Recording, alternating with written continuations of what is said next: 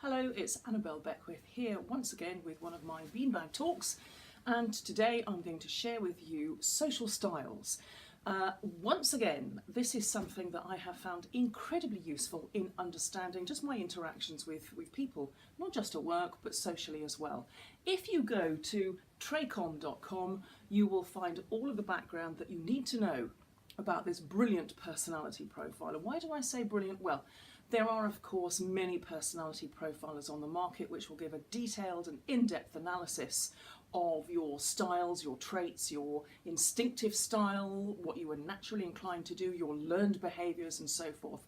For me, why this one works so beautifully is because it is so simple and so straightforward. It does what it says on the tin. Most people, when I've brought this to their attention in a training room, can almost immediately recognise where they are within this particular matrix, which I'll go through in a minute, and they can recognise where their friends and their colleagues and their family are. And this in itself is perhaps the most useful point about this, understanding yourself and also understanding the mindset of other people so that you can communicate with them better. So let's take a look at it, shall we? Now, all matrices will have an X and a Y axis. So here on the X axis, over here we've got somebody with more of an ask style of communicating, somebody who's got more of a pull style. And over at this end we have somebody who has a push style of communicating. They're more inclined naturally to tell people in terms of their communication style. On the Y-axis here, we've got somebody who controls at the top. Now, this doesn't mean that they're a control freak. I'll explain these terms in my layman's terms in a moment. And at the bottom, we've got somebody who emotes.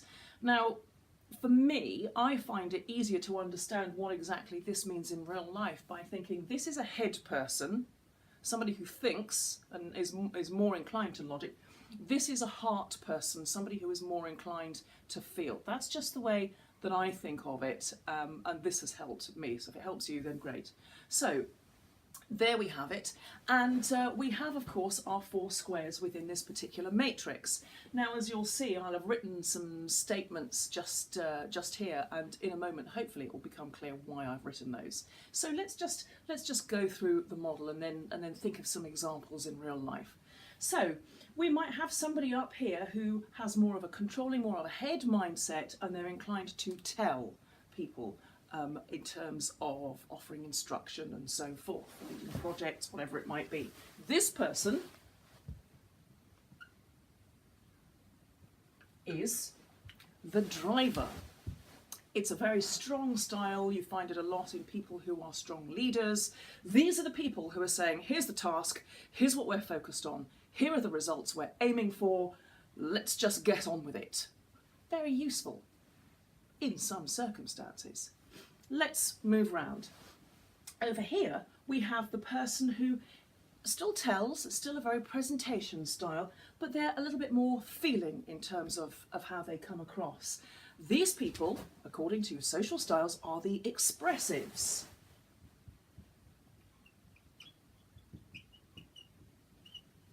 There we are. So these might be the influencers, the storytellers, and so on. It's going to be great. These are the people who perhaps on your project might be able to sell the message because they're quite enthusiastic, they're quite outspoken, more likely to be an extrovert perhaps. These are the expressives.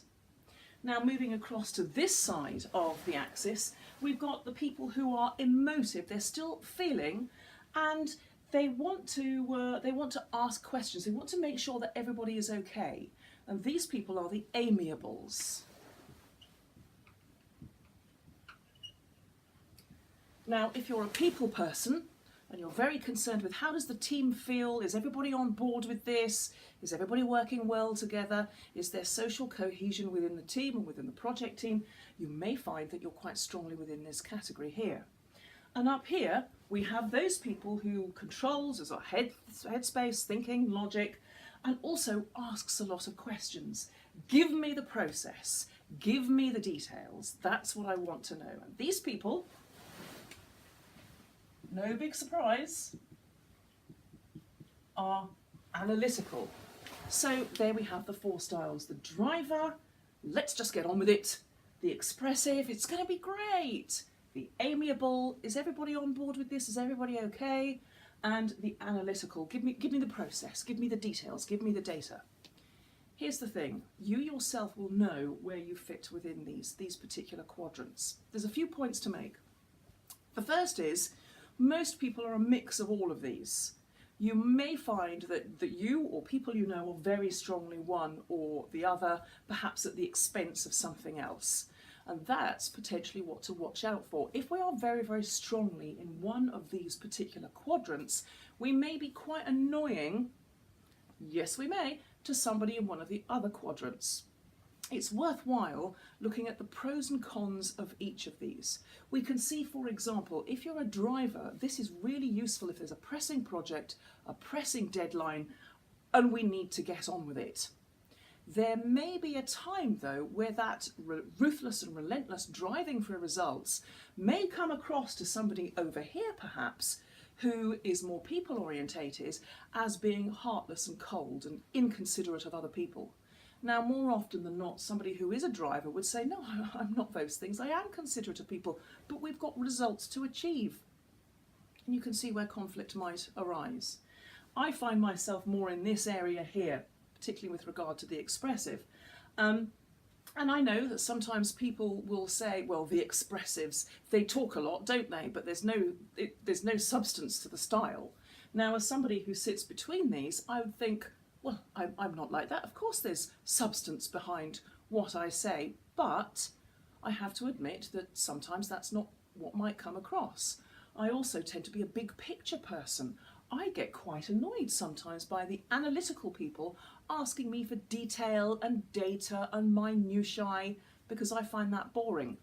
For them, this is all fluff, this is all rhetoric, and they need the detail and the data. For me, this was a huge discovery, this particular model, because it occurred to me, oh, Bob in finance isn't just sending me spreadsheets to bore me and annoy me. His brain works in a different way to mine. When I am trying to communicate with him, I have to bring more detail into my conversation. When I am talking with the driver, I have to focus more on results and tasks. When I am communicating with an amiable person, I must bring in that people element because that, my friends, that is the language that they speak. So, please take a few moments to have a look at tracom.com to get more information about this. Consider, where do I sit within this matrix? What's my personality type? Where do I see the people around me, and how might I flex my communication style so that I can communicate with them more effectively, whether it's at work, whether it's at home, or whether it's socially. I hope you've liked this beanbag talk. If you have, please subscribe to my YouTube channel. I'm Annabelle Beckwith from Yara Journeys.